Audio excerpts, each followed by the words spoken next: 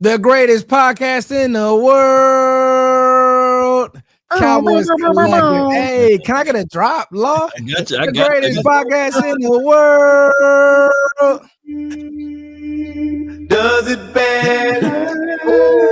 Yeah. Come on with it, Law. Y'all, it's game week. I don't care what nobody. It's game. Listen. Yeah, let's go. Let's get it.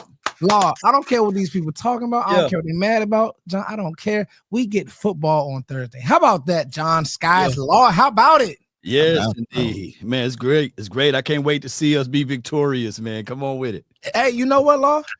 There's ways to get to this win, man. And I think we're going to talk about that. We got a loaded show today. Law Nation, John Machota, Skywalker Steele. I just want to do this. I want to take time to show y'all love for all the other ventures that you guys do. John, great writer, Law covering the Cowboys, Sky covering the Cowboys in the morning show. But when we come together, Sky, when we come together, Avengers. Yeah. Cowboys Collective, episode 55. Who are we, y'all? Did we decide? Leroy Jordan, man. It's all right. All right. Rest in peace. So we're not going Rolando McClain. That's, we're well, we'll do Leroy Jordan is the angel on our shoulder. Rolando McClain is the devil on our shoulder with that lean. God, can you think of another Cowboy who had a flash in the pan like he did, bro? I mean, a recovery, because Rolando was uber talented. It never was about the talent. It was remember how good he played. Like he had Irving. Flash. Irving flashed. Rolando, he was good in Alabama. He had like a good season here, if I'm not mistaken. With the irony with Flus. Good nugget. Good nugget. Come on with it. Yeah. What's Flus on that? What's Flus the coach linebacker? Was responsible for turning him around. Yeah. Yo, good nuggets. I will never forget that year. I will never forget that year, Law. I'm like, we got us one. I think in 2015 we finished top 6 in defense or something like. It was crazy good number. But we just had he was part of offense. 14. Yeah, Matt Castle at quarterback. 14, Law. 14, 15. I think it was with a couple seasons. I thought it was. What happened? What happened? I know we're going on a whole different plan. Somebody with McClain. House burning down and scissor or something, Yeah, he was on that. Yeah, these are on that lean. He's on that lean. They got him the Gucci gut. That's bad for you? It ain't good for you. You ever seen somebody who's skinny with a big old round gut? Aunt Jemima's bad for you, says John. What? Scissor. Yeah, I remember people saying that at the time, though. They say that that's what that does. It gives you a big, like men that look pregnant. That's what that does too. No, sir. Noted. John, don't do it. All right, here we go. Boots on the ground, John. It's a lot coming out of Cowboys land. Diggs, Guyton, Shoddy. What you hearing? What stood out to you? Obviously, David Mulugheta spoke. And I know everybody on this panel probably doesn't want to talk about it, but we're going to hit it. What's going on in Cowboys land, John? Boots on the ground. Yeah, I'd say the biggest thing is the injury updates for sure, because I did not think a few weeks ago that Diggs or Guyton would even have a chance to potentially play in this game. And Diggs said the other day he's about 75, 80% thinking he can, and said he was even getting in some extra reps in scout team so he'd go against CD and Pickens to kind of speed up. Obviously he didn't do anything in training camp. And then Guyton, same thing. It seems like he's on track. I still think that they wait another week on Guyton. Maybe I'll be proven wrong. We'll see. But span forward too. I mean, all three of those guys, full participants the last 2 days in practice. So that's been good. Perry and Winfrey, he had I think it was like a stiff back when he left practice 2 days ago. And so he hasn't been practicing. He didn't seem overly concerned about it in the locker room, but it's been something that's kept him out. So he's the only guy that's been out. So all in all, pretty good on the injury report.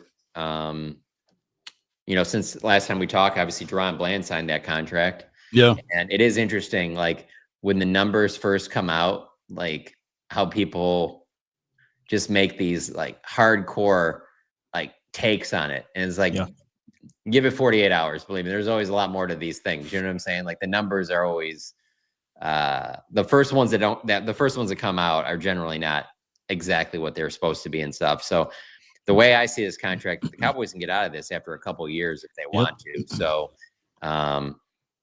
I think it's a good contract for the Cowboys. I really do. I mean, for what Duran is and what the money that they'll end up be paying him, you know, like when it came out, I think it looked like it was north of 20 per year. And I don't even think it's around 19. It might even be lower than that in those first 2 years anyway. And I think that's fine for a player like him, to be honest with you. Like he can do a lot of different things.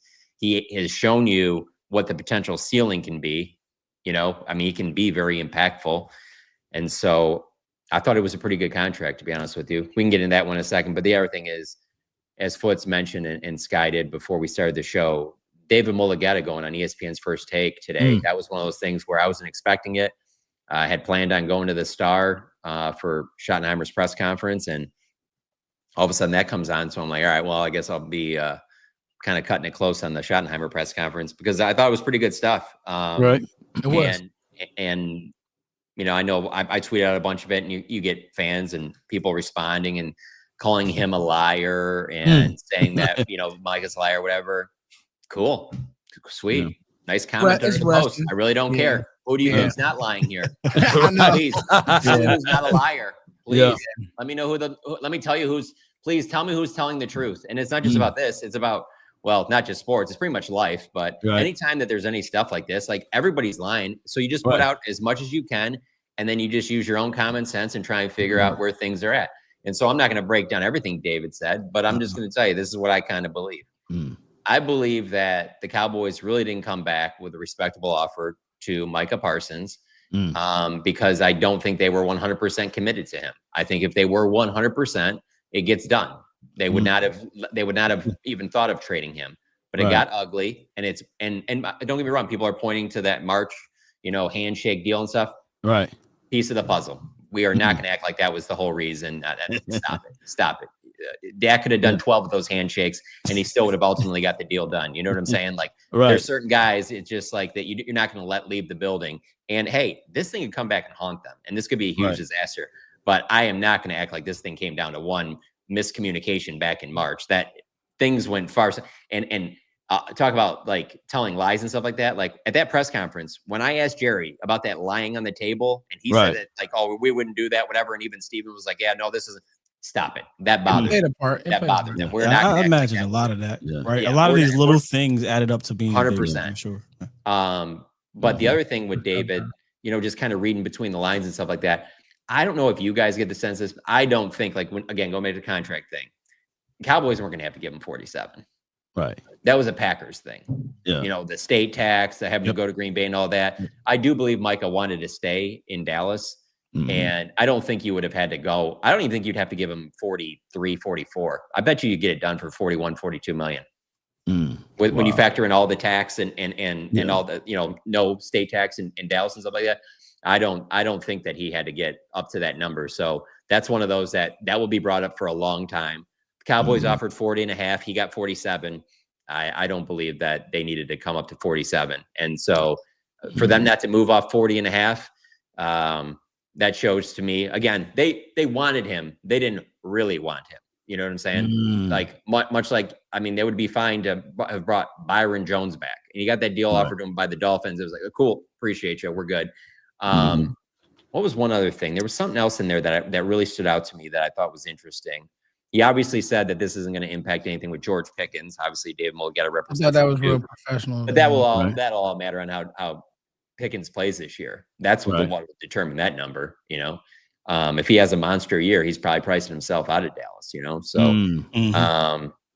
there was one other thing in there that I thought was interesting, and now I can't remember what it was. Maybe it was this part, John, because we talked about this. Well, I talked about this when it was going down. I said, look, guys, we don't know the details. And he brought up literally verbatim what we were talking about. The devil is in the details. That's the thing that stood out the most to me, because you see the big round numbers that I always say they love to throw out big round numbers, but what are the details?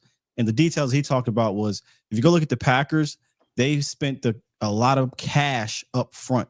And we know the Cowboys aren't big on doing cash up front. So what I guess the Packers did was we'll take, you know, the cap hit I believe it was later, by giving him a bunch of money now.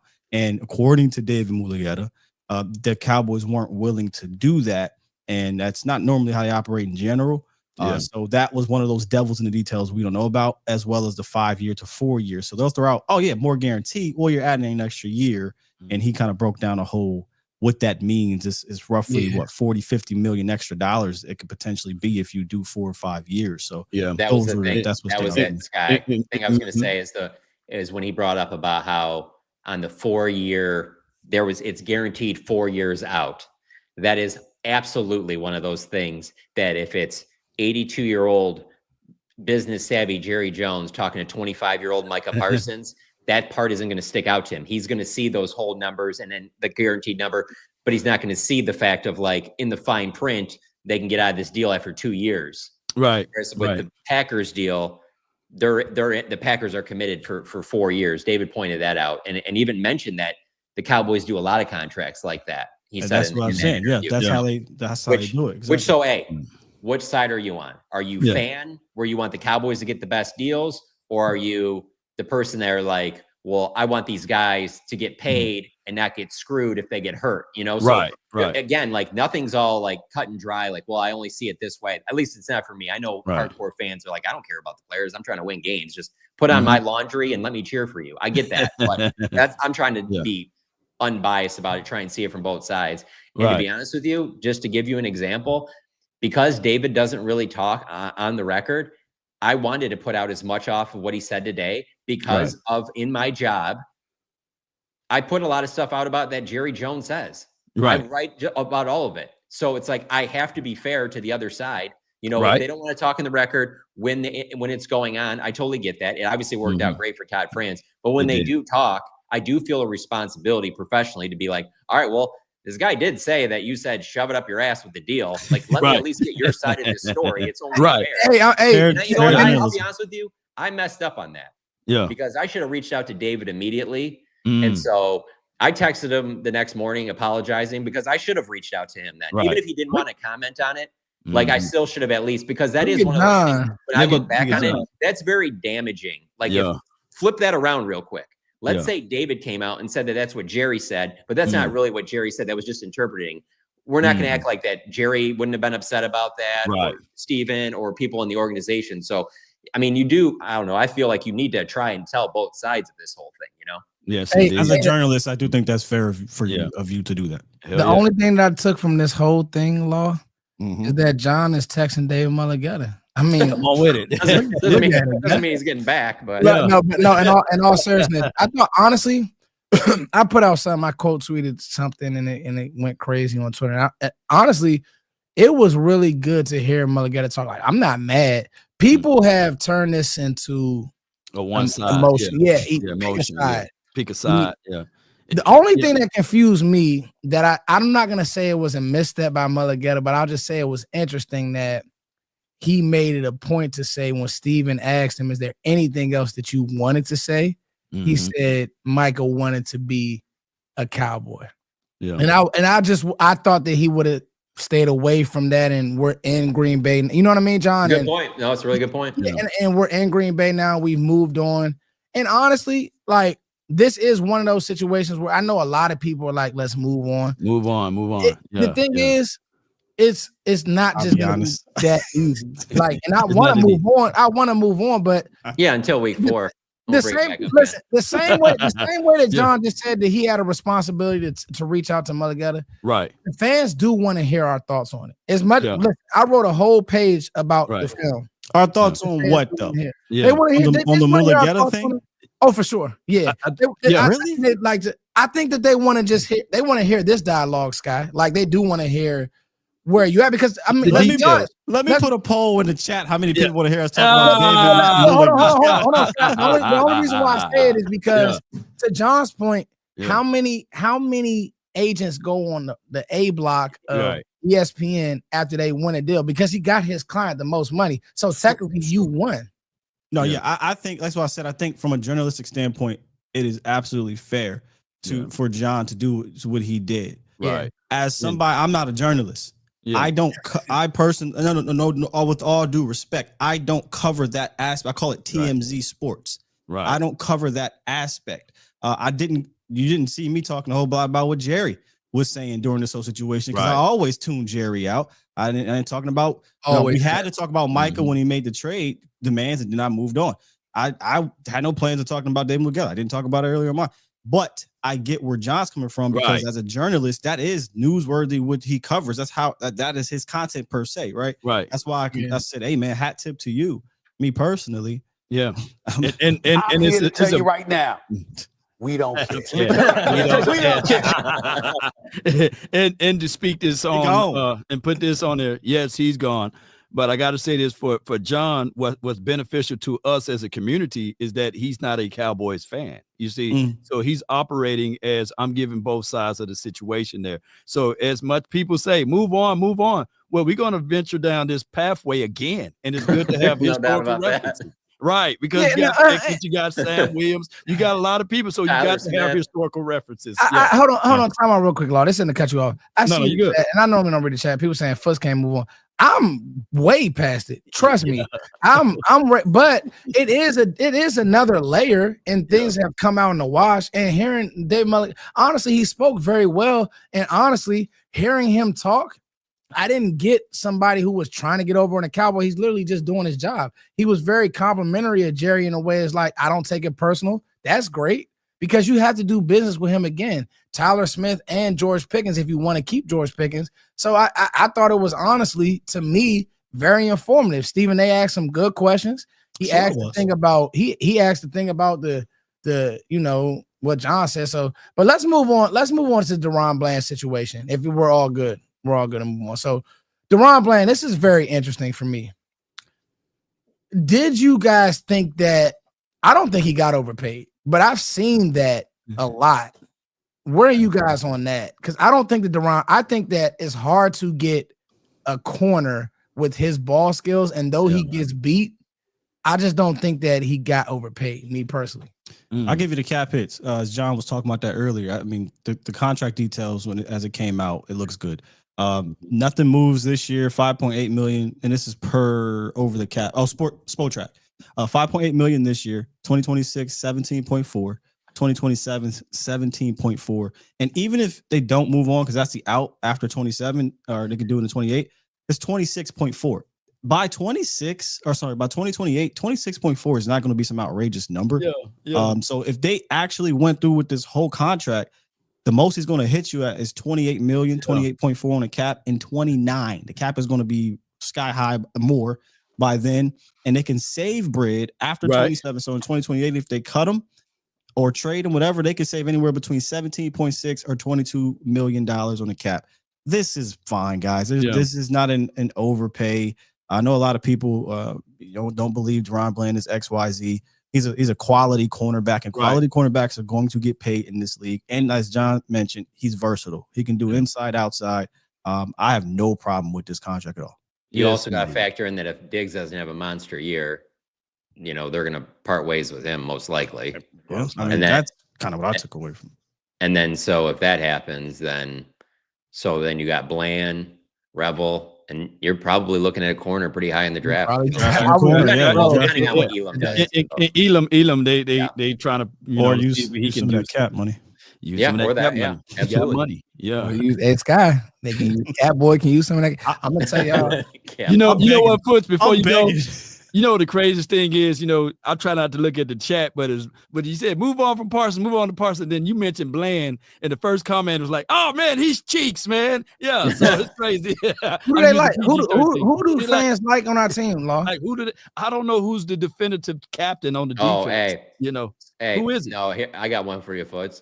How many corners do fans think are elite for a long period of time? Man, I mean, you'll get people telling you Ramsey's trash and guys that used to be like the man who are still like solid players or whatever, and they'll be like, he's trash. So it's like, all right, so everyone's trash except for Patterson. Nobody's good. Nobody's good. You know, John. Look, we talk about DaRon Bland. This is funny because it's about the tweet I said earlier. Robert Howard said, "But y'all wanted to overpay Micah." See, when we move on, y'all want to move on. How many drops do you guys have like that you can go to right there? I got 100. You ready? You ready, John? Good. Yeah. 4 drops right here I can go to. 64. Yeah. So what's the most offensive drop you have? I believe this one. Damn, Dak Prescott. Probably this one for me. Oh my God, bro. Oh, hell no, man. What the fuck, man? Get your ass on, boy. Get your goddamn ugly ass. Me? Yo, are you shitting me? We're gonna get to the film, but man, we having a blast and the energy is high. I will say this though about Bland, right? And with those picks, like you said, want to move on, but man, with those picks, like John said, bro, you got to parlay in the draft, and follow me on Twitter because I'm probably gonna drop my top 50 tonight. The parlay game in the draft, John, like you said, you're looking at corner, you're looking at D tackle, you're looking at Arch Manning. Come on. Hey, all right, let me get together. Let me get it together. Hey. Arch Manning, or shout out to Arch Manning. Yeah. Hey, I've said for a while. So many people put too much on that kid. Phil Tannenbaum, whatever, ESPN said that he was whatever. I don't know how to pronounce his name. The best quarterback, true Heisman front runner. So you put all the weight of the world on his shoulder. And the sad thing is, I don't think we're going to do rankings on things. We'll do quarterbacks in a second. Paul Feinbaum would be very high in my list of people that ESPN has turned him into, like a WWE character. It's just like, it's very like, I'm just gonna be very pro SEC, so that's why he says that. But the two things real quick, I know we're not here to talk about Texas football, but couldn't believe some of those throws early in a game where I get it's a tough environment, but like you guys have been game planning this thing for months. You knew who you were playing. 1, 2, I could not believe those sidearm Uncle Rico throws. You're from the Peyton family. I mean, the Manning family, like, aren't your uncles like to say, like, I guess I was anticipating more of like an Andrew Luck where you're like, this is a robot, you know? Like, so the problem is, I think you'll be fine though. I think there's too much overreaction. I'm gonna tell you, John, I actually don't, because mechanics, that's an off-season thing. So the issue and I know we not. I'm about to say respectfully, bro, the Manning right now. Damn. Hey, the drop. All I'm gonna say is, and then we'll move on. John, what you said about the accuracy was really scary. Like, because they'll beat bad teams, but when you playing guys, and I want Caleb Downs, chat, that's that's my guy. But anyway, all right. So we talked about Deron Bland. John, where are you as far as Guyton? If you had to put a percentage on Guyton or Diggs playing, give me your percentages for both. And honestly, Law and Sky, let's chime in as far as what would that mean. Because I got two thoughts on Guyton. I got a thought on Guyton and I got a thought on Diggs. But John, percentage, how you feeling? What's the building talking about? Yeah, I would say I'm 50% on Guyton, and I'm probably about 50. Wow. 5-0. He's not quite ready. I find it hard to believe that he'll be up to speed on that. Also, from the fact of what can an extra week get you, in terms of waiting another week. And you've had Nate Thomas going this entire time, and I've never gotten the impression that they're just like, they like him, John. Yeah, it's not like a Chaz Green situation where you're just like, well, we got to put him out there. Like they've been pretty high on Nate Thomas, and so that's why I'm thinking that they go into this game sticking with him and then keep Guyton for the following week. But Diggs, I think, is closer to 70%. I know he said 75-80, but I'll say 70% on him. I mean, you know, you go back to that last week or so in California, and he was doing a lot, and so. Now ramping it up to where he's out there full go in practice, going on scout team, going against Lamb, going against Pickens. Like, I can see him playing. Maybe he's on a little bit more of a pitch count, but I can see Diggs getting out there. The only reason why I'm not closer to 100% with him is because he's been pretty steadfast, even when he was on the field late in Oxnard, about being week 3, week 4 is his target. So I'm just kind of like, man, has he done enough to himself to convince himself to speed it up 2 weeks? Like, maybe, you know. But yeah, that's kind of where I'm at with them. And then so, I mean, even if you don't need him the whole game, I mean, let's say he plays, I don't know, 40 snaps or something like that. That's still, I think, way better than the alternative of not having him. Because then if you don't have him, I mean, I do think Elam's going to be fine. I think, I think Bland's a good player, but that other corner spot is a huge question mark. Yeah, because they haven't filled that spot in. I was looking at the depth chart, so it's going to go with what, Reddy Stewart or who they going to go with? Yeah, it's just a big old hole. Because I'm sitting there, I'm looking at it, I'm like, who else we have? Would they put Reddy on the edge, or would they put Bland on the edge and put Reddy in the slot? I think Reddy in the slot. Reddy's been a slot guy since he's been in, with Bland having the outside. Yeah, I think they would do that, Law, but we want Bland in the slot. So I don't know a ton about him, about Reddy, or I think it's Triquez is how you pronounce it. Yeah, Triquez Bridges. Yeah, it would have been nice to have those guys at camp to see them more. Yeah, but I haven't seen a lot of them. But maybe I mean, for those to be the first two guys they signed after roster cuts, you know what I'm saying? Like, they obviously think a lot of them. Like in the the pro scouting department must think a lot of both those guys. Sure. Yeah. Reddy can play. I watched his game against, I believe it was the Cardinals, where he was with the Bears. So I wanted to go see him in the Eberflus scheme. He is prototypical Eberflus slot. Okay, he might not be Deron Bland and Zion Childress in regards to thumper, but he is more than willing. He's more than physical. He's twitched up. He can drive on the ball. He will fill. Again, he's a little thinner, I think. But yeah, you hear Flus talk about how Reddy is plug and play. So if they have to go with him and not Diggs, or Diggs on a pitch count, you'll probably see Reddy do slot stuff, because that's where he primarily plays, and you'll see Bland and Elam on the outside. I think that's what it'll look like. Yeah, I'm just so worried about DB play, because I look at DB play more of a rhythm type of thing. You throw him in there cold, and he can go crazy, So if you're gonna play him. Let me get to that on the other side of the ball, because I think Christy Scales is someone who reported today that they might do some flip-flopping in and out with Guyton and Thomas if Guyton plays. And I'm not a fan of that. You talk about guys getting repetition and consistency. I'd rather you just pick one. Either if it's Guyton, let him go and let him put him in the fire. If it's Thomas, it's Thomas. If I had to guess, if they don't do that, I'll write this down so I don't forget. Clayton Adams, brought up Nate Thomas, spoke highly of him. So maybe that's well, what I mean is maybe that's a little hint that, hey, this is our guy for Sunday night. Okay, maybe, pick a guy. Shoot. If they have any plans of them both going, I think that's more along the lines of, like, whoever starts, and if it's not going well, the other guy's going to be ready, and then you go in. You do not take offensive linemen and go, all right, you're going to get the first and third series, the second and fourth. Like, it's ridiculous. That doesn't make any sense. You do not do something like that. And vice versa. Yeah. I was going to say, he mentioned Chaz, what was the guy? Chaz Green. Chaz Green. You about to put us in a panic attack. But when you mention him, I would rather for them to switch him out, because remember, they kept him in. It was like 6 sacks on that side. Atlanta game. Yeah. Well, they also didn't give him very much help at all. I mean, that was some. I mean, as much as Chad Green, as much as Chaz wears that, like the coaching staff didn't help him out either. Yeah, we were screaming for it. I don't want to go back. Never mind. Just, Hey, let me ask you a question. I'm just not going to do it. What if Nate Thomas goes out there and plays well? What do you mean? What if? That's amazing. Yeah, no, but you know why I'm asking you that. Yeah. No, ride the hot hand. What they say? Play the hot hand. Chest, foot. Say with your chest, foot. Play the hot hand. John knows why I'm asking. John knows me. Well, John, you're trying to move Tyler Guyton back over to the right side, or what are you trying to do here? You may keep Tyler Guyton on the bench, and I love Tyler Guyton. Swing tackle action. Yeah, you said say on my chest, Scott. Don't do that. Don't do that. I'm about to fight you, bro. Let's go. Oh my God, let's go, bro. Hey, because look, right?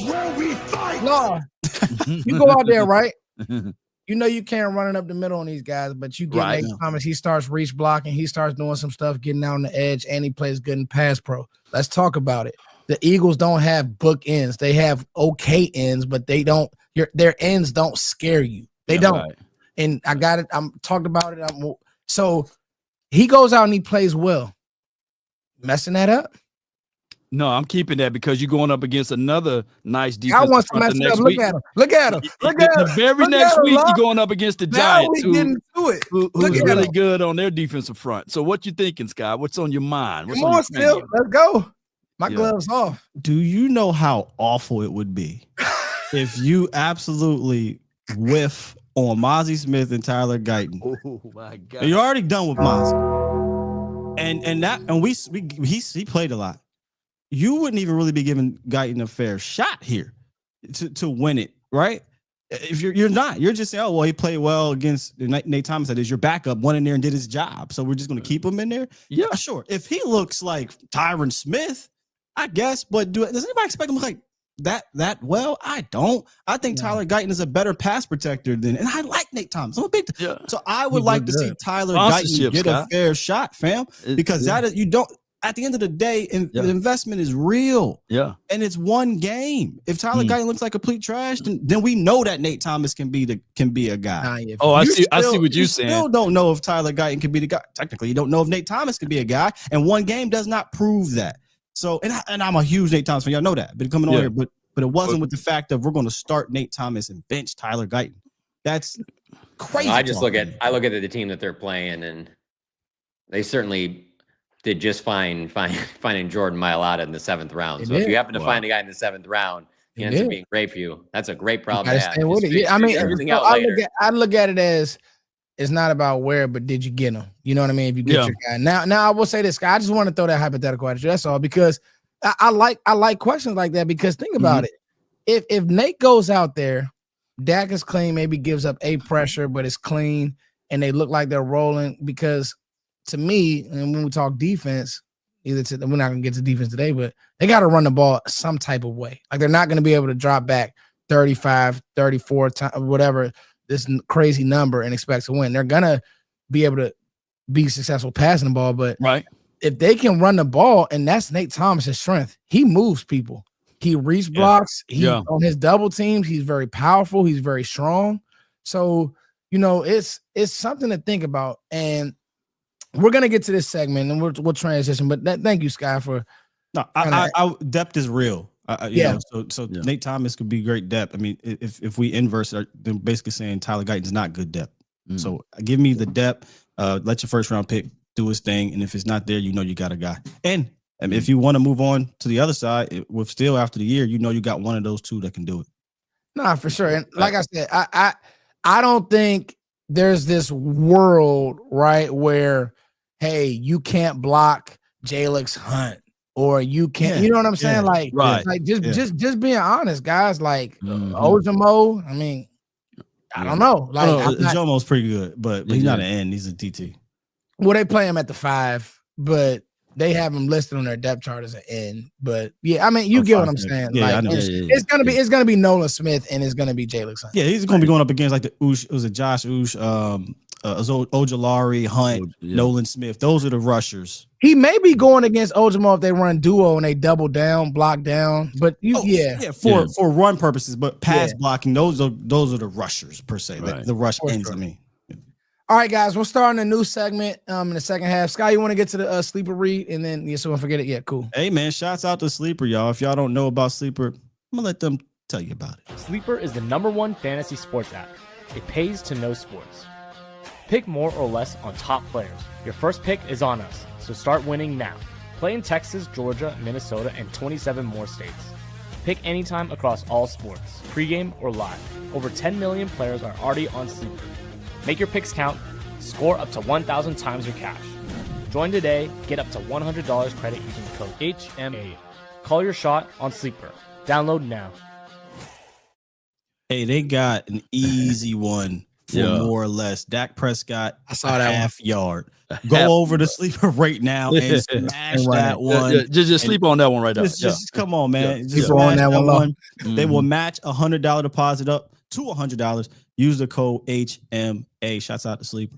Yeah, indeed. We are starting a new segment, so you guys are knowing how we're going to run this show throughout the week. We're starting a new segment called What the Film Says, and how it's going to work. Sky and myself are going to give our film breakdowns, and Law and John are going to tell us if it checks out, if it doesn't. Is there anything that stands out to them when it comes to what the film says? So my notes are here. Dallas defense versus the Philly offense. We're talking about this Cowboys defense, and kind of just some nuggets that we saw on film that I saw on tape, and some things that I wrote down. So Philly wants to run the ball. They average 36.7 attempts per game. Whether it's Kellen Moore or Kevin Patullo, their new offensive coordinator, he was with Indy. He was in Indy. He was a receivers coach in Indy with Nick Sirianni. He's literally his right-hand man. Philly wants to run the ball. Like, that's who they are. And their run style is very college, GT, gun. It was like that with Kellen Moore. Brian Johnson kind of got away from it, and that's why he's not in Philly, and they kind of butted heads. But with Kellen Moore, it really wasn't Kellen Moore's scheme. It was Nick Sirianni running a version. Kellen Moore running a version of Nick Sirianni's scheme. Yeah. Hurts still struggles pre-snap when the pitcher changes. So if you change the pitcher with Hurts, what I saw on tape was you give him those different looks on the back end when it comes to blitzing, certain things like that. That's when he struggles. But if you keep things stagnant, you give cover one, you have tight boxes, he's going to give his receivers a chance. He's going to give A.J. Brown a chance. He's going to give Devontae Smith a chance. And those guys are really, really good. Like, both of those guys alone. Scheme-wise, I've said it for a while, and I wrote this down. It's a college scheme. A lot of RPOs, a lot of QB runs. And we just can't forget, like, one thing that I saw that Philly does, everybody talks about the tush push, but one thing that I saw was they'll go empty and run pin pull with their center. Like, that's one of their get out of dodge plays.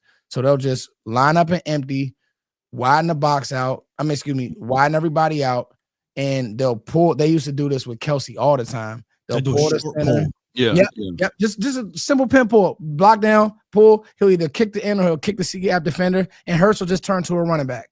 And they'll do that to get out of dodge. So after you've been tackling Saquon, now you think you're going to play coverage, boop, Hurts will run.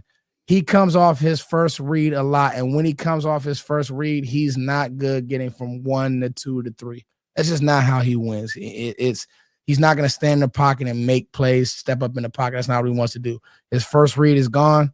He's out of there. So that's some of the things that I wrote out on film. Can I jump in real quick? Yeah, jump in for sure, John. I love this segment, and it's going to matter a lot throughout the season. I'm not a huge film guy, so this is going to be perfect for you guys to do that, and I can just jump in randomly. But I just want to say, I literally do not give a shit about the scheme with this team. And honestly, I thought about it when you said the Brian Johnson thing. Don't care. Give Brian Johnson Saquon Barkley. Who knows how it would have worked out for him. I respect that. There's so much money invested on that offense. It should be good if I'm calling the plays. You know what I'm saying? Like, it's like, the talent is so nasty over there that like I feel like I'm not like I think Jalen Hurts is a good quarterback. I think he is a little overrated because of the talent that's around him. Like, I don't think you want him to be your bus driver with some just questionable options around him. He's in a great spot. There's a lot to work with there. Nice. So the scheme stuff is important. Don't get me wrong. Obviously, I couldn't call an offense, but I'm just saying, like, their pieces on offense are filthy. Yeah. That's why, like, I was doing a show this morning. We're talking about with another guy that covers the Eagles, and talking about, like, how they're going to have to pay Jalen Carter. And they're going to have to pay Nolan Smith and make some of these hard decisions. I'm just like, no, they'll pay Carter and they'll let the other guys walk, and then they'll fill them in somehow, because they're not going to go away from how they built that team. Right. They're not going to stop spending on the offense. It's clearly won them a Super Bowl. You know, Jalen Carter, they'll take care of him. They're not going to let him leave the building. No doubt. But, like, if they have to let Nolan Smith walk, they let Nolan Smith walk, and they move on and get the next guy. Yeah, and that's what they do. And when you breaking down Hurts, that is one of the things I'm seeing people saying in the chat. Can you blitz him? No, you got to be patient with him. Absolutely. Because that team you blitz, you know that's a house call. He can throw that ball, and he have his hots, he have his reads, and if you miss and they call run, it's just over with too, because they got Saquon Barkley. So this should be a patient game. This should be a game. I know you broke down the film, Foots, but this should be a game that the Cowboys not try to get into a shootout, but try to control the clock with TOP.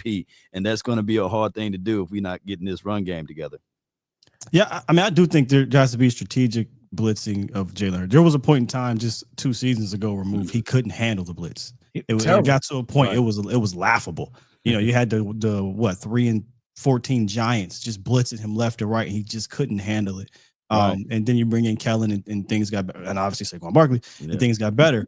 But if you go back and look at their rocky start last year, even with Kellen Moore, where they were trying to figure out how to mesh what Kellen likes and wants to do with Nick Sirianni, they got off to that 2-2 start, and they were throwing the ball a good bit. I think Jalen Hurts threw the rock 30+ times the first 4 games in each game, and they went 2-2. And Hurts, I believe, led the league in turnovers. He was at the top of the league in turnovers.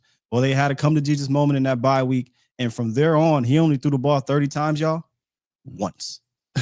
One time in week 15. And Saquon Barkley received 20 plus carries 11 out of the next 14 games. He only did that twice in the first 6. So they literally said, what are we doing, Kellen? We got this amazing offensive line. We have this amazing running back. We are a running team. Let's lean on it.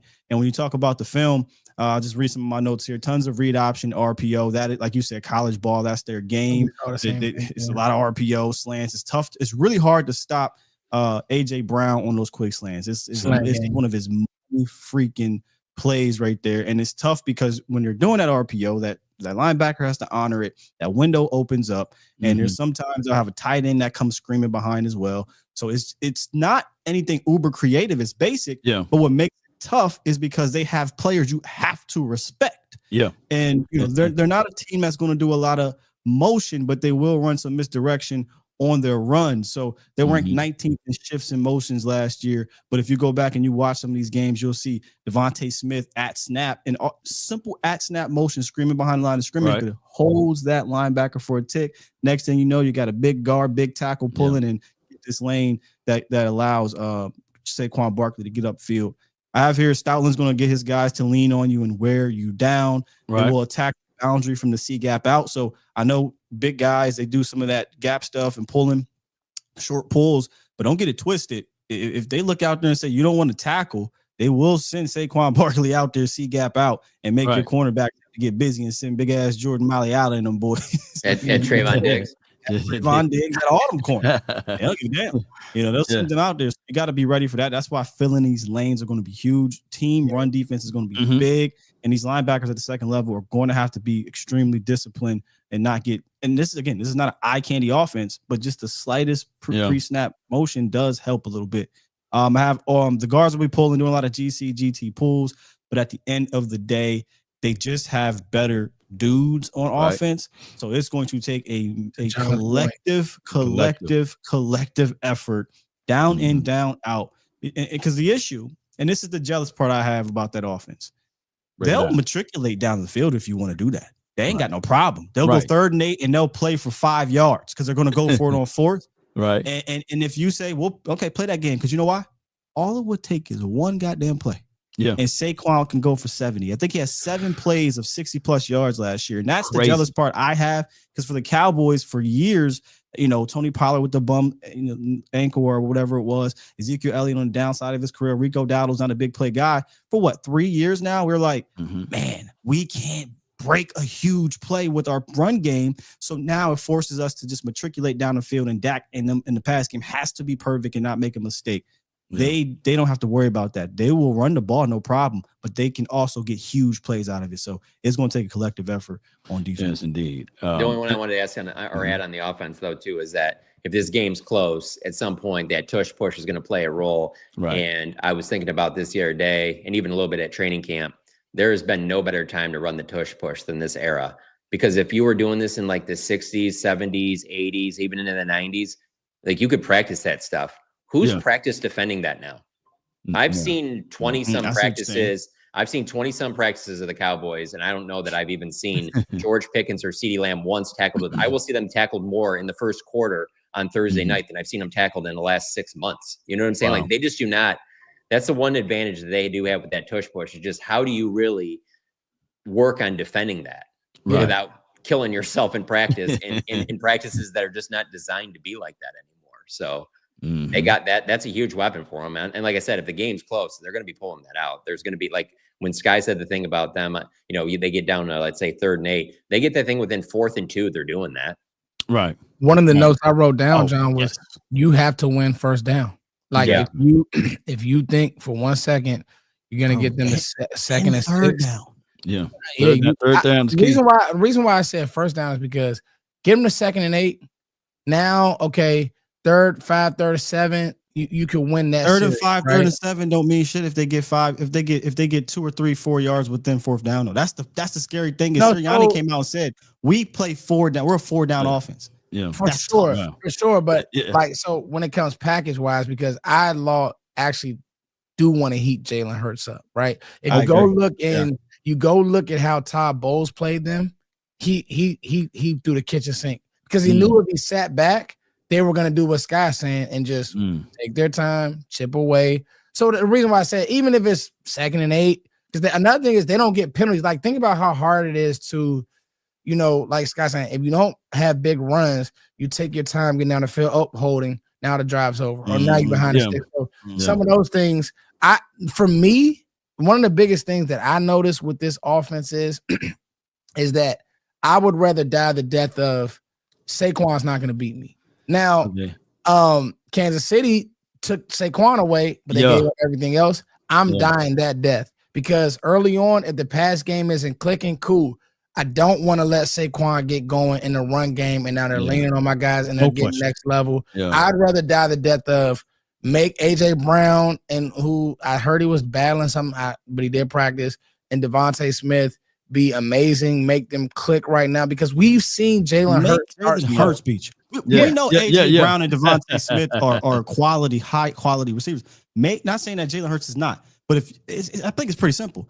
Do you want Saquon to run all over you, or do you want to try to win versus a quarterback who is not he's not a Peyton Manning type of quarterback? That's no disrespect. I would rather take my chances there because now you have a chance of a sack, you have a chance of a sack fumble, you have a chance of a tip ball, of an interception. Way more problems, way more problems that can happen in that sense than Saquon Barkley. If Saquon Barkley finishes the day with 25 plus carries, you lost this game likely. Most certainly. And then last year, the Chiefs didn't have Snead, right? He was gone, right? I don't think Darius Sneed. Yeah, he wasn't on there because one of them dudes went to Tennessee. Yeah, he went to Tennessee, and I think that played a pivotal role because they did select it to have Jalen Hurts to beat him on the outside, and their DBs. All I can remember is that he was just too tiny, too small to cover and to hold down A.J. Brown. So that's what you're looking for in this game. If you're gonna decide to say I'm gonna go all out on stopping Saquon Barkley, and I'm gonna have on the outside my DBs to try to win against Smitty and AJ, then we just got to have our DBs to play up to par and not get burnt down the field. Yeah. The only path I really see the Cowboys winning this game is I don't think that they will stop that offense. The path to doing it is you have to see this Matt Eberflus defense take the ball away. You have to win the turnover battle, and I don't mean 1-0. Like you're gonna have to win it by like 2 or 3. Like you go back to they turned the ball over 3 times in their opener last year against the Packers. I know that game was played overseas or whatever, but that's what you need. You need to. They're gonna get big plays. You're gonna have to find some way to take the ball away, steal some possessions away from them. And Hurts will throw you the ball. And I might not feel that way when they play the Eagles the next time. I'm just saying, you this new coaching staff, you got all these new pieces. I think there's 22 new guys in the 53. You just have a lot of new going on there that I think in this first game like this and just everything that obviously the Eagles have a lot coming back from a Super Bowl champion team. Like you're going to have to steal some possessions, find some way somehow. And maybe that's a big return from Turpin or something, but there's going to have to be, they're not going to be able to just line up and straight up beat them. There's going to have to be something unconventional that happens. Maybe it's a watermelon kick at the, no, I'm just kidding. No, but like something is going to have to, they're going to have to do something. And Eberflus's defenses do take the ball away. So maybe that's what it is. And I'm not just saying like, sack and Hurts or whatever, like tip passes, whatever, someone get the hand on the ball, knock it out, whatever. They got to win the turnover battle by a punch for sure. Somebody mentioned that about a shootout. I'm gonna be honest with you. That's probably what can happen here. And honestly, I feel better about it being a shootout than a drag it out fight because I don't know that our defense is equipped to get to the fourth quarter. It's a 17-14 game, and they've done leaned on you. They done leaned on you all for 4 quarters, and now they got a guy like Saquon Barkley that can take over in the fourth. We don't have down the other side. So if we got to win this thing, 31-27, I know we're equipped to do that. I can tell you that right now. We got the committee, Scott. We got the committee. We got Javonte. We got Blue. You know what I'm saying? Blue. I mean, there's a possibility that. I mean, we won't make any bold thoughts off of just this first game, but you have to be thinking there is a chance that this running back room is just real bad. Real bad or incredibly good. What was that score? Or something. I'm not saying that it's a guarantee, but I'm saying that is on the table. That it could be. Whoa, this is not good. What was that score? I didn't love not playing Javonte Williams at all in the preseason. Hey, and talking to him at his locker, he was surprised by that the other day. I heard that. Yeah, I heard that. There's a little bit of I was thinking about when the Cowboys played them in Philly last time when Dak was healthy. It was not a high-scoring game, but high-ish in regards to Philly had 28 points. So you had to score more than 28 to beat them. It was 28-23, and the Cowboys could not run the ball. Tony Pollard had 51 points, and we had opportunities to win that game, but we had to do it through Dak's arm. 371 yards. Lamb had 191. Granted, it's a different situation with the Eagles defense. I'm just saying the way that game played out wouldn't shock me if this game is somebody wins 28-27, 31-27. I feel like that's the type of game this thing could get into. So when it comes to the Cowboys defense, I think another thing that they have to do well, and it's so small, they got to tackle. Like a 7-yard gain can't turn to Saquon running a touchdown and explosives. You know what I mean? Like if you get them to the ground, and then get back to the game plan of being making Hurts be accurate, making Hurts beat you, because we've seen him late clunkers. And honestly, when guys run around him, the Cowboys were spanking Philly like they were. But when they put guys around him who could really do the dirty work and like Scott said, I mean, bro, AJ Brown on a slant is just it's really unguardable because he's so big. It's like Shaq posting up. He just posts corners up. And you can't get through his body. But for me, great trade, Tennessee. Great trade. They lost that trade. I remember when that happened for we on the draft show. After the Micah trade, people were breaking down like the last 5 to 10 biggest main players that get traded, and you just look back and they got Traylon Burks and I think like a late round pick or something. No, they got a first round pick that they drafted Traylon Burks with. Right, but then they got something else too. They got something else. Never panned out. Never. Yes. Foots. Everybody on this team, I think, is a good tackler from Hooker all the way down. Outside of Diggs, of course, I think that these guys is better tacklers. Got to tackle long. Diggs is a better tackler because Eberflus keeps saying this thing, and now it's you can tell he says it to us, but you can tell he's saying it to the players too because they're repeating the whole no house guest, and every time I like that. It's like, all right, we're gonna see about this. Hey John, hey John, have y'all put any thought into maybe the OC has jitter? Like one thing I know about offensive coordinators, right, is that it gets real goofy when things aren't working, and when it comes to Philly, right, that's a play. Let's say they come out and it doesn't look good. And the boo bird, because they'll boo on Super Bowl night. They don't care. Right? Right. Could that be because a new offensive coordinator, right? Yeah, new coach. Not new to the team, though. He's been there for 4 years. He has, he's been with new play caller. New play caller. The Cowboys have a new play caller. But hold on, Scott. Stop. What do you mean? We're trying to find a way for the Cowboys to win. I'm just thinking because he's never called plays. I'm being fair. Is what I'm not being a homer. That's not being a homer. Right. Well, what you're doing is you're trying to find any little crevice or whatever, and I'm being fair. The Cowboys have a new play caller. I'm not going to use that against him. I would. I've said for a while. They go both sides then. Okay, the Cowboys have a new play caller. We're talking about the defense, though. We're talking about the Cowboys defense. So my thing is this: is there a world where, because we've seen even with Brian Johnson when he wasn't, it looked crazy like. And they had guys, but they weren't rhythmic. Like rhythmically, you can tell when this offense is off. When they went to the first Super Bowl, they had a stretch where the offense was just. Yeah, but none of those teams have those stretches if they have Saquon Barkley. Like I just really think that you can just have some bad play calls, and then eventually he's just gonna bust one, and you're just like, that's it. We got to tackle. I'm trying to get going. Because that Rams game, like God, no, he just bust one wide open. Yeah, just over. I just don't see a way that they're not scoring at least 3-4 touchdowns. Like that's already should be in the plan. You just expect that you're gonna have to do something to outscore them. Yeah. And that's why you got Pickens and CeeDee Lamb. You should be able to put up some points. You know, John, the funny thing about it, I feel when everybody feels like it's going to be a high scoring game. Normally, I didn't ever say that. I think the Eagles are going to score a lot, but I didn't say it was going to be a high scoring game. Wait a minute, a blowout. Long, we shouldn't show up and play. Give Philly.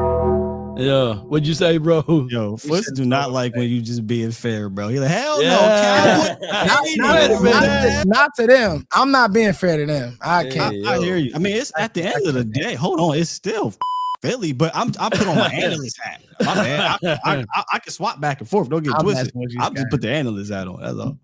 Well, I'm just gonna keep on the realist hat, but okay. John, you're not a fan. There's no fan hat for you, John. Yeah. I would say this. I think that the best thing you got going for yourself right now is that line has not moved like I thought it would. I thought after the Micah 8.5, right? Was that? I think it's 8.5 right now. Yeah, something like that. I thought for sure after the Micah trade that thing would go to double digits. I really did. Really? Yeah. Let me see. I mean, there's a lot of questions about this team that we don't know. You know what I'm saying? Like, there's just a lot of things that we have not seen. Are we going to be fair about the play call? We were talking about Philly's offense, but Dallas, I do have I want to see what Shotty looks like as a play caller, but we're right.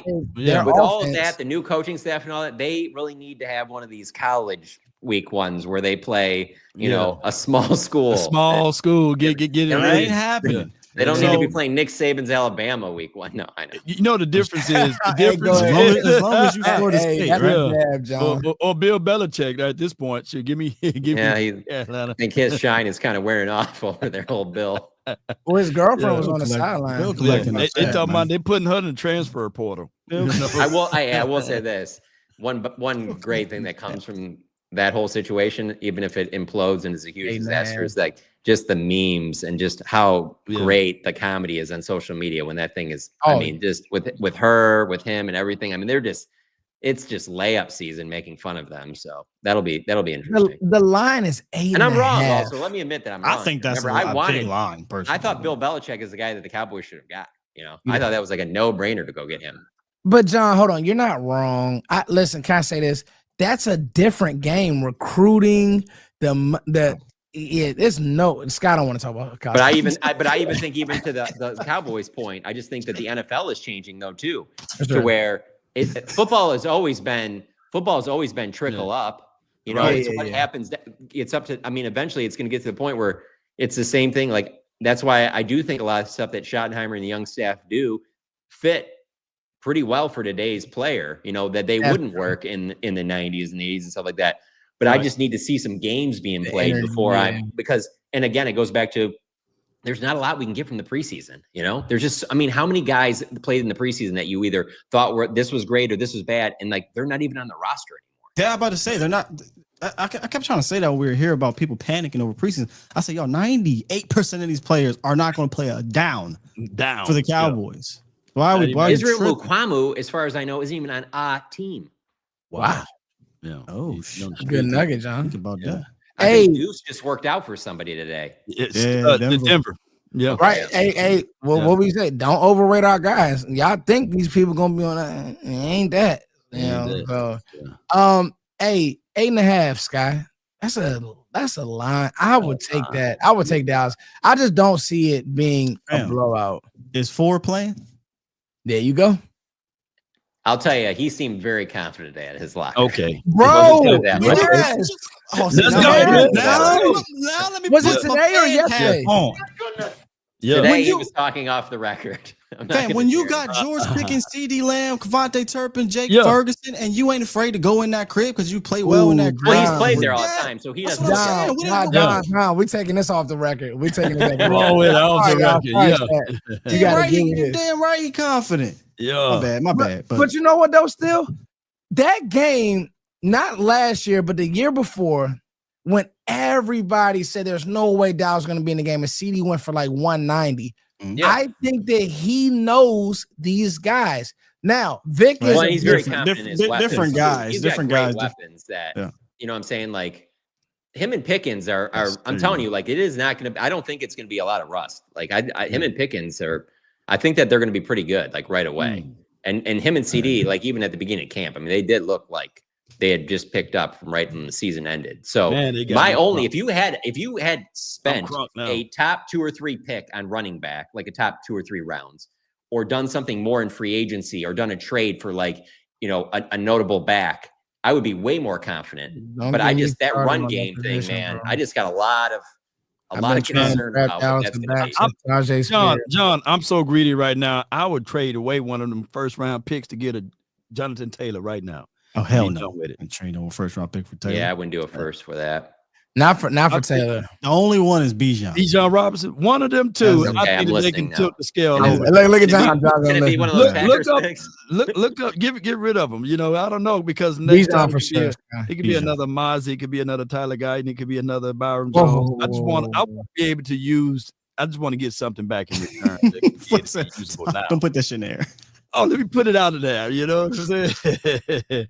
So here's the thing, right? Hey, it would be really bad. Mm-hmm. Oh, Lord. Thinking of what we just said about the McQuamu thing. This wouldn't happen, but still.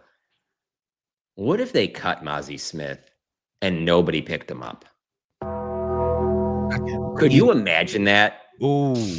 The only reason I was even thinking about it, because this is going into Eagles week, I'm like, Mozzie Smith is absolutely an example that Howie would moved on. There's no way that he would say that a few times, John. Yeah. So when I think about going into this, I'm just like, I'm thinking someone picks him up and thinks, all right, well, he's got all these measurables and all these things. But what if he didn't get picked up?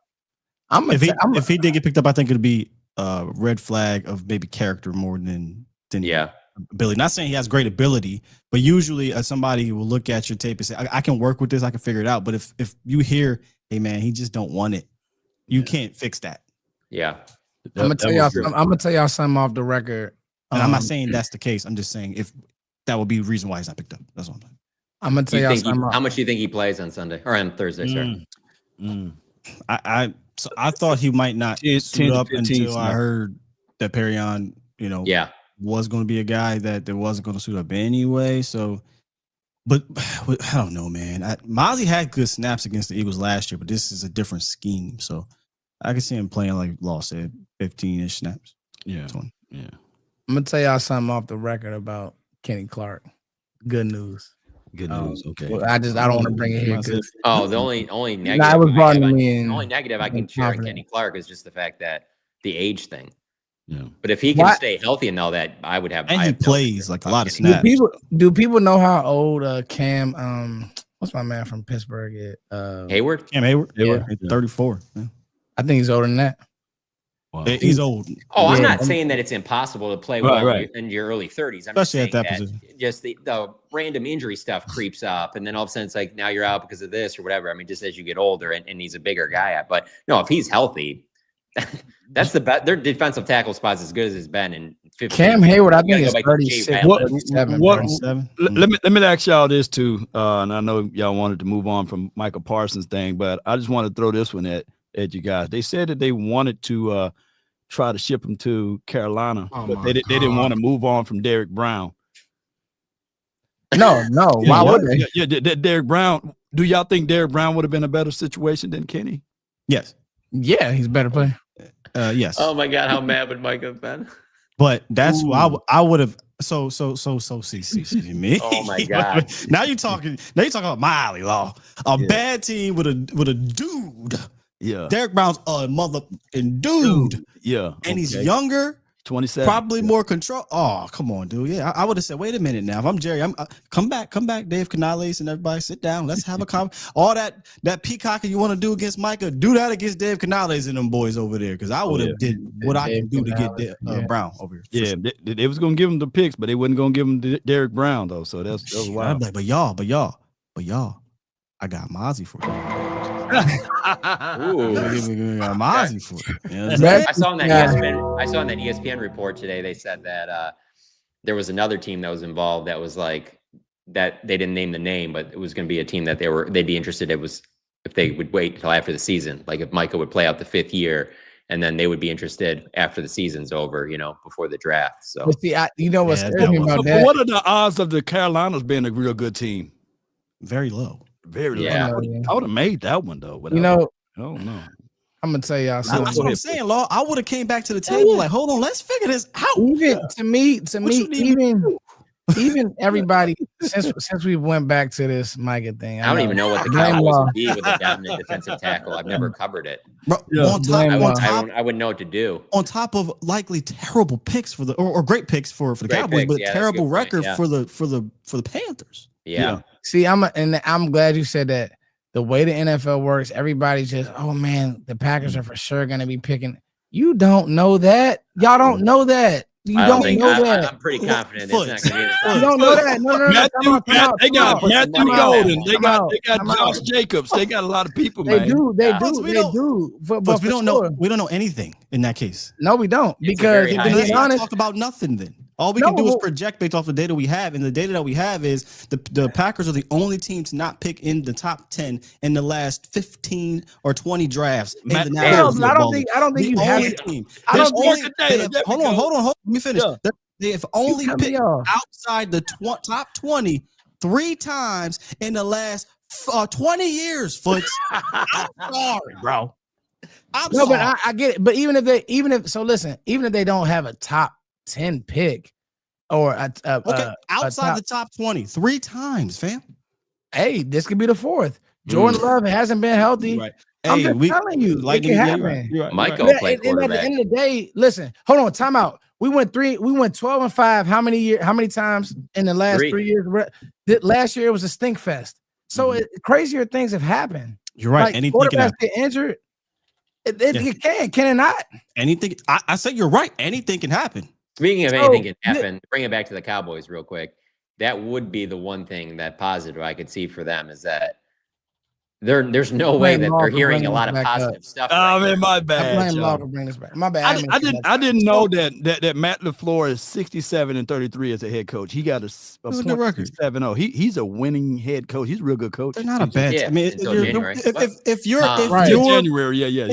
your game plan is to bank on anything can happen in injuries, boy, that's a terrible game plan. I would have game plan banked on that is a terrible Panther team. I don't need injuries to happen. They're going to be a bad team. But they said they weren't going to do the trade without a defensive tackle. I'm basing off of these two scenarios, and I said to Law, I would go back to the table to try to get it done because that added incentive of them being bad, and that's what made you say, would you guys rather have Kenny Clark and 2 ones that are going to be in the 20s? Or just 2 ones from the Panthers that will probably be between 10 and 15. Oh, John, yeah. 15, it might be blame Law for bringing this back. Not with Micah. Not with Micah in that division. You think Micah going to turn them from being maybe the picking 5th to picking 15th? Yeah, possibly. Yeah. In that division. And if that's the case, why the fuck do we trade Micah? like if he's worth 10 slots in the draft, that's a goofy trade in that division. Yeah. I also don't think the Packers. Never mind. It's gonna go. This is why I blame Law. I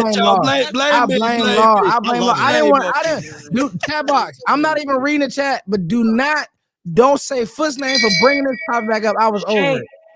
I blame Law. Shame. They're already saying it. Like, y'all still talking about Micah. They don't even know he won like a good 40 minutes. It's context that matter. it definitely is. I just think that Kenny Clark, bringing it back to Kenny Clark, right? And talking about the defense. I do think that we're going to play better run defense, and he's going to help in a major, major way. Like, he's really good. And people have I feel like one of those DNs are going to be by mid-season. You're going to feel really good about one of those. And when I say, I don't mean Dante Fowler. I mean between Sam, Marshawn, and Ezraku. I just don't. Again, going into this game, it's the first week. I just don't know if maybe one of them shows up. I don't know, but I'm saying like by mid-season, one of those 3 will emerge to where people will feel better about defensive end than they feel right now. I think game 1, you're going to see a really good Marshawn Nealon. Like you have to. Like he needs to play the run well, play physical, like play with hands. He's gonna start. You know what I mean? I like what it was with Nealon. Go ahead. But to your point about the run defense, you remember how I used to say I think the run game will be better by default because of Clayton Adams and Connor Riley, but how much better is based off the running backs. I felt that way about Flus when he got here. I felt the run defense will improve again based off of data. Because everywhere he's been, the run defense has been at least solid, right? But maybe not every single year they're top 10 or something. But for the most part, he has. However, how good will depend on personnel. Will depend on the edges, the linebackers, the safeties, the D tackles, all playing on a string. So I believe from a discipline standpoint, they will improve. How much though? Kenny Clark, I think we'll have a lot to say about that. But as John alluded here, the edges. Like the defensive ends also are going to have to be able to take that next step in the run game. And then I like our backers. I think our backers will play the run fine. I just saw a comment. I wasn't looking at the chat. I just saw something. I said this on a piece that I did, and I wonder how much they do this, y'all. I won't leave this up much, but if they put him at like a 5 technique and just let him beat the hell out of tackles and let him especially like on run downs if they want to reach or they're trying to run outside zone. I would like to see Dallas do some of this and put Solomon. Now that we have Kenny Clark, this is a really good comment, Sanjay. But because I would like to see that, Sky. Here's the thing: your heavy defensive end run guy is kneeling for sure. But like, let's stay on second down, Sky, first down, and you see the numbers and you see the tendencies of they want to run the ball. It'd just be a nice change. You mean bookending it with two run exactly? Like guys. Yeah. I bet we see that. Tampa does that a lot. Like the inverse of the NASCAR package. What would you call this? Like you would call this the Hulk. I would call this the Hulk truck. The truck package. Yeah. What do you call that? We're doing everything to press the run on these early downs, and then we're bringing our speed package. I don't know that Dallas does that, but I'd prefer that than rolling Dante Fowler out there on first downs against teams that are going to run. Agreed. Because then as much as y'all hate Micah Parsons against run, which a whole nother conversation I think is overblown, but as much as y'all hate him on the run, Dante Fowler is worse. Yeah. So I would not want him out there early downs. Donovan Izaraku, I think, will turn into a solid guy, but one thing we know about on film, if they do get his hands on him, because of he's not that type of guy yet, he can be moved. So yeah, I'm not opposed to going monster truck as opposed to NASCAR early. If we can get any pressure from those edges, that'll be a plus for us, man. You can talk about Jordan Mailata and you talking about Lane Johnson, man. You mean in this game? Yeah, in this game. Yeah, you're right, They got the clamps, boy. Yeah, I know we in overtime, but you know what I'd like to see if we can get them into the passing situations. What everyone's talking about right now is the depth we have as a pass rush. Throw so many different punches and looks with these guys because all of them do different things. But from a pass rushing standpoint, you got Houston who has that bag, right? Throw his ass at him. You got Donovan Izaraku who got the twitch. He's fast. Throw him out. Then you got Nealon with power. You got Sam with power. You got Dante. I would throw so many different dudes at the problem until you got Jordan Mailata. Like, damn it, I don't know. Who's this 53? The hell? I was just defending 94. Who's 13? I was just defending 41. And I get it. Tackles are used to dealing with different types. But that's really that's your fastball right now, is that you have versatility at the edges from a rush standpoint. Use that shit. I got a name for it. Eberflus he'll bring a corner, safety, blitz. He's going to do a lot of different things. He knows he does that. Micah Parsons, he's going to have to do stuff in a variety of ways to get some pressure. So don't be surprised when they do some stuff like that too. But no, on those third down and longs and stuff like that, exactly what you said, Sky. That is exactly what you're going to see. I mean, we saw the diet version of that in the preseason where they had those packages when they had the 4 edge rushers out there on third and long. And they were standing up too. They was doing like amoeba defense type stuff. So, which for real, for Flus, I'm like, oh, interesting, because that's not really what he does. Yeah. But I wonder if he is adapting to his personnel, which is a good thing. You know what? My unsung hero is going to be either Reddy Stewart or it's going to be a Donovan Wilson, because it bringing up the point what John said, being able to blitz and being able to be surprised with the attack to fabricate this pressure. I think that those two guys are going to be one of those sneaky plays that can happen. And remember, that would be a curveball for Flus. He's not a big blitzer. That's one of the things he does not like to do. But you're going to have to mix it up, right? Yeah, you're not going to be able to play coverage and just sit back with 2 safeties. It's not going to work. Yeah. No. Hey, man, great stuff. Went overtime, like you said, Sky. Good debates, good back and forth. We won't bring up the Micah trade anymore. But I thought that we had. Let me tell you about this. Hey, also, y'all, we had a good numbers in here, so thank you guys. Yeah, shout out to everybody tuning in. Yeah, man. And if you guys, iTunes, leave a 5-star. Wait, no. Hey, iTunes, Apple, wherever you guys. Apple Podcasts, Google Podcasts, Spotify. Leave that 5-star review, man, because we want to grow this thing, and we see that it is growing. The best podcast in the world, Cowboys Collective. We gave you guys overtime. Are we back? We'll talk about it when we're back, because we got to get 2 shows out this week. So love you guys. Much love, and we will see you. Just follow us and subscribe so you can get the updates. Hit that bell. Hit that bell. Yeah. hit the bell. Much love, y'all. Oh yeah. And remember, Remember, you're listening to nothing but the best. Let's get it.